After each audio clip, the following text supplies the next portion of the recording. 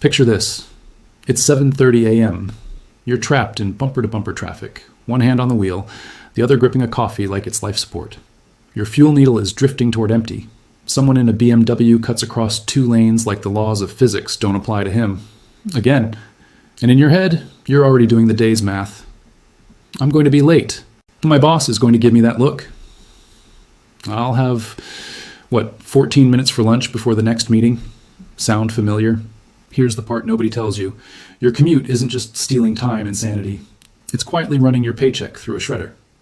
For a lot of people, the true cost lands around $15,000 a year, and most commuters never calculate it, because the money disappears in small, boring ways. Gas here, wear and tear there, convenience spending everywhere. My name is Nick. I obsess over the hidden costs that keep working people broke, psychological traps that make us feel like we're progressing while our finances stay stuck, and why a lot of traditional career advice can be financially dangerous in today's economy. If you've ever wondered why you feel broke despite having a decent job, or why life feels like a hamster wheel that never actually moves forward, you're in the right place. And if this video changes how you see your commute, you already know what to do. Subscribe, like, and keep your future self in mind. Now, before we get into the brutal math, I want to introduce you to someone I'll call James. James isn't one person. He's a composite of dozens of people I've talked to over the years, because this story repeats itself everywhere. James lives in a normal suburb about 45 minutes outside the city. He works downtown in an office building and makes what he considers good money, $62,000 a year. He does the quick mental calculation, divides by full-time hours, and tells himself he earns about $30 an hour. That feels respectable. He drives in every day in a reliable Honda Civic, still making payments, and he considers himself responsible. He packs lunch most days. He doesn't buy fancy coffee. He's doing everything right. But James is making the same mistake millions of people make. James doesn't actually make $30 an hour, not even close. Because the number on your offer letter isn't your hourly wage. It's the starting point, before taxes, before commuting costs, before the unpaid time it takes just to show up. So let's start with the first haircut, taxes. Federal tax, state tax, Social Security, Medicare, maybe a few extra payroll surprises depending on where you live. After all that, James's $62,000 looks a lot more like $46,000 take home in his bank account. Divide $46,000 by 2,080 hours a year, and James isn't making $30 an hour. He's making about $22 an hour. And now we get to the part that really hurts, because James doesn't teleport to his desk. He has to get there, which means a car, gas, insurance, maintenance, and every other expense that comes with turning your commute into a daily requirement. Here's the part most people never calculate correctly. That car isn't just a life expense. It's not like rent or groceries. For James, the car is a job-enabling expense. It exists, at least in its current form, because his paycheck lives 45 minutes away in a downtown office building. So let's be conservative and put numbers on it. James bought a Honda Civic for $25,000, financed over 6 years. Car payment, $400 a month. Insurance, $150 a month. Full coverage because he actually needs the car to show up every day. Gas, $300 a month. And that's on a gas prices behave themselves year. Water maintenance, plus repairs, $150 per month, oil changes, tires, and the occasional mystery noise that turns into a $900 lesson. That's roughly $1,000 a month, or $12,000 a year just to keep the get-to-work machine running. Now, a fair objection is, hold on, James would need a car anyway. Sure, but he wouldn't need this car in this condition with this mileage. If James didn't have a daily commute, he could drive an older car. He could carry cheaper insurance. He wouldn't be piling on 20,000 miles a year of wear and tear. He could probably get by with a 10-year-old beater that makes grocery runs and weekend errands. So let AES split the difference and be generous. Assume only half of James' annual car costs exist because of commuting. That's $6,000 a year coming directly out of his take-home pay just for the privilege of showing up to earn the money. And suddenly, that $22 an hour we calculated, it's not $22 anymore. It's closer to $19 an hour. But we're not done.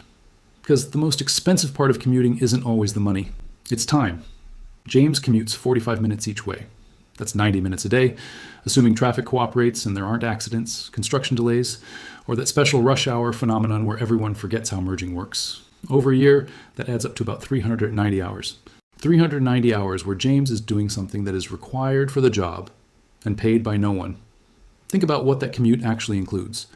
Waking up earlier, leaving the house, fighting traffic, finding parking, walking into the building, and only then starting the time he's actually paid for. Then he reverses the whole process at night. The employer gets a fully assembled, presentable James sitting in a chair at a specific address. But the paycheck only covers the chair part. When you add those 390 hours to James's working hours, his true hourly pay drops again from $22 to about $18.50. And that OS still pretending James can roll out of bed and teleport into the office in pajamas. In real life, there's prep time, showering, getting dressed, making yourself look like a functioning adult. Call it 30 minutes a day on average. That's another 130 hours a year, also unpaid, also required. Now James's effective hourly pay drops again to about $17.50 an hour. Let's zoom out and look at what just happened. James thought he was earning $30 an hour. After taxes, commuting costs, and unpaid time, he's down to $17.50. And we haven't even touched the really insidious costs yet. Because the commuter trap doesn't stop at dollars and minutes. That's just the entry fee. By the time James gets home every night, he's cooked. Not physically tired from work, cooked. Mentally drained from the commute itself. 90 minutes of brake lights, aggressive drivers, that constant low-grade stress of, if I'm late, I'm in trouble. It's like he's already fought a small war before dinner.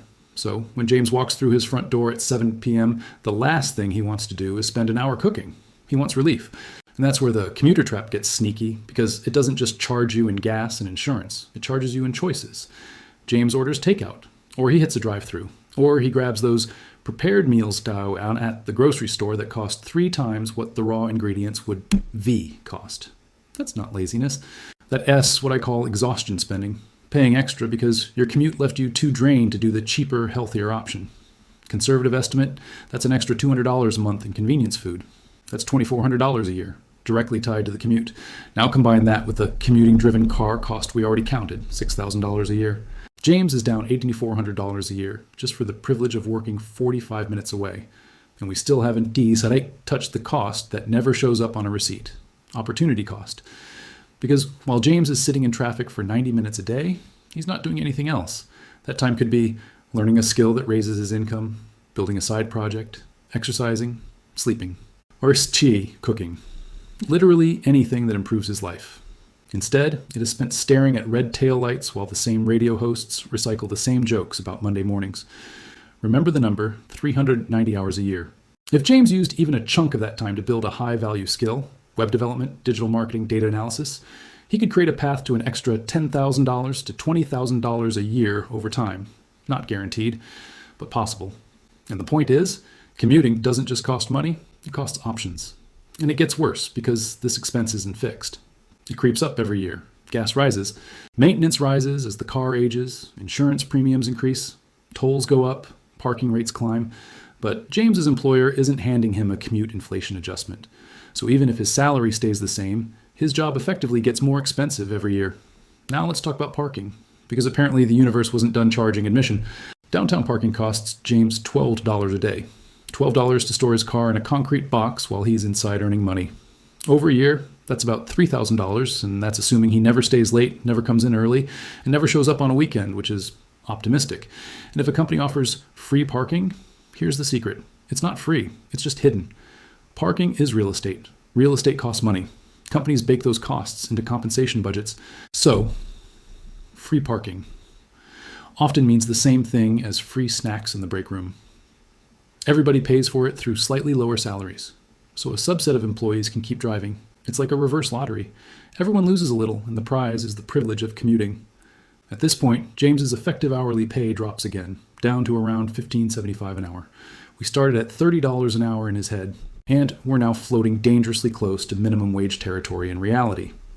But the financial bleeding still doesn't stop, because commuting creates what I call the convenience spiral. When you are already spending 3 hours a day on work-related activities you don't get paid for, the rest of your life gets squeezed into tiny windows, and everything you do becomes harder, faster, and more expensive. Here's what the convenience spiral looks like in real life. James needs groceries. But he can't shop on a normal weekday because by the time he gets home, most stores are either closed or packed with people doing the exact same after-work panic run. So he pushes groceries to the weekend, which means crowded aisles, longer lines, and more impulse buys. And when you're shopping tired, you don't meal plan. You grab whatever is easy, which usually costs more. James needs to go to the bank. But bank hours overlap perfectly with his work hours, plus commute time. So he does what most people do. He uses an ATM with fees, or he pays bills online with expedited processing because he missed the cutoff time again. His car needs an oil change. The quick lube place closes at 6. James gets home at 7. So now a basic maintenance task requires something ridiculous: taking time off work. That means burning vacation days or taking unpaid time just to keep the car running so he can keep commuting to the job. This is the trap. When your entire day is built around getting to and from work, every simple life task becomes more complicated and more expensive. And then there's the cost that doesn't show up on a spreadsheet, but quietly drives half the bad decisions: the psychological cost. Commuting is one of the most consistently miserable parts of modern life. And even if you're not consciously thinking, "This is ruining me," your nervous system is. James starts his day frustrated and ends it depleted. That chronic stress creates what psychologists call decision fatigue. Your brain gets so worn down from constant stress and friction that it starts choosing the easiest option, not the smartest one. So at 10 p.m., James buys things on Amazon he didn't plan to buy because the delivery dopamine feels like the only win he gets all day. He buys expensive coffee on the way in, not because he's irresponsible, but because after 45 minutes in traffic, he feels like he deserves something good. He pays for premium streaming, extra subscriptions, comfort upgrades. Because when you only have a small slice of free time, you want that slice to feel as good as possible. Commute stress doesn't just waste time, it changes behavior. And then the health bill arrives: hours sitting in a car, elevated stress hormones, road rage spikes, stress eating, weight gain, higher blood pressure, anxiety creeping in. Now James is paying for things that don't feel related to commuting, but are.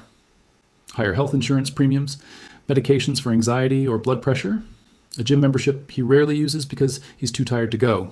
This is what makes the commuter trap so dangerous. It doesn't hit you once. It hits you everywhere, in ways that look unrelated, so you never connect the dots. Now here's where the story flips. Let's talk about James's friend Sarah. Sarah makes $50,000 a year, less than James on paper. But Sarah works at a company that's 5 minutes from her house. When the weather's good, she bikes. When it's not, she drives a 15-year-old Corolla. Her transportation cost isn't a second rent payment. It's basically a line item. Call it $2,000 a year total. And here's the part people forget to price. Sarah gets home at 5:15 p.m. with enough energy to cook dinner, exercise, do side projects, and live like a human being instead of a commuting robot. When you run the math, Sarah's effective hourly wage lands around $20 an hour. James, earning $62,000, lands around $15.75 an hour after the hidden costs and unpaid time. So Sarah is earning more per hour than James, despite having a lower salary. And she gets the added benefit of not wanting to drive her car into a concrete barrier every morning at 7:30. But it gets better, because Sarah isn't bleeding $12,000 a year into commuting-related transportation and parking. She has roughly $1,000 a month available to save or invest.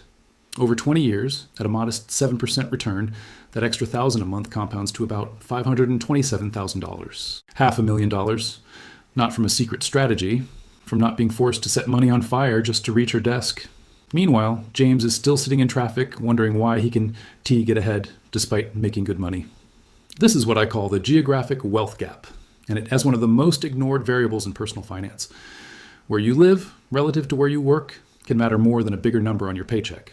Yet most career advice pushes one thing: salary maximization. Take the highest paying job you can find.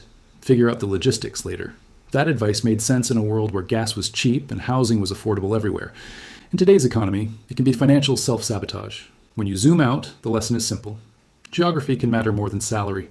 Not because money doesn't matter, but because the distance between your home and your job quietly decides how much of that money you actually get to keep, and how much of your life you have left at the end of the day. If you're spending 15% of your waking hours trapped in a metal box on concrete, that isn't just a commute, that's a second job. And here's where it gets twisted. This is the part that can mess with everything you think you know about career advancement. James has been trained to believe that success means climbing the corporate ladder. And in most cities, climbing the ladder usually means one thing: longer commutes, more prestigious offices, more important addresses, more time spent proving you're serious by showing up in person. So when James gets offered a promotion, salary jumps to $75,000, he feels like he just won. There's only one catch. The new office is an hour and 15 minutes away. James doesn't hesitate. He takes it immediately, because in his head, this is a $13,000 raise. In reality, James just signed up for what I call the executive commuter death spiral. That extra 30 minutes each way doesn't sound dramatic when you hear it. But watch what it does to the math. James is now commuting 2.5 hours a day. That's roughly 650 hours a year of time required by the job, that the job will never pay for. His transportation costs rise too. More miles, more wear, more maintenance, more fuel. Call it $14,000 a year to keep the get-to-work machine alive. And because the commute is longer and more draining, the exhaustion spending climbs. Instead of an extra $200 a month, it becomes $300 a month. Now, the hidden tax isn't just big, it's compounding. And here's the kicker. To make it on time, James now wakes up at 5:30 a.m., which means he goes to bed earlier, which means he has less time for meal prep, less time for side projects, less time for exercise, less time for anything that would actually improve his financial future. He got a promotion, and his life got smaller. When you run the numbers, James' effective hourly pay drops again, down to around $14.25 an hour. Let that sink in. James leveled up to $75,000 and ended up making less per hour than he did before. Meanwhile, Sarah got a modest raise to $55,000. She kept the 5-minute commute. She kept the bike rides. She kept her energy. Her effective hourly pay jumps to about $24 an hour. So now James is earning less per hour than someone making $20,000 less on paper. If this were a movie, this is where the audience starts yelling at the screen, "James, stop! You're not being promoted, you're being billed." But James doesn't have to be a victim of his own odometer. If he can't immediately move or find a job 5 minutes from home, he can still stop the bleeding. Here's what that looks like. First, negotiate remote work like your financial life depends on it. Because for a lot of people, it does. Even 2 days a week from home can cut fuel and wear and tear by roughly 40%. Second, weaponize the commute you can't eliminate. If you're stuck in the car anyway, don't spend it on the same morning radio loop. Use audiobooks and courses. Turn your commute into a rolling classroom because skills are one of the few things that can break the trap long term. Third, kill exhaustion spending. Batch cook on Sundays. Build a simple default dinner list. Remove the "I'm too tired to cook" tax that quietly drains thousands a year. Because here's the real point. James doesn't just need a raise. He needs to stop volunteering for a pay cut every time he leaves his driveway. So the next time someone brags about their salary, remember, James thinks he's winning at $75,000. While Sarah is quietly building wealth at $55,000. The commuter trap isn't just stealing your money, it's stealing your life, one traffic jam at a time. Stop chasing the biggest number on your paycheck. Start calculating what that paycheck costs you. Your future self will thank you for doing the math that most people are too busy sitting in traffic to ever run.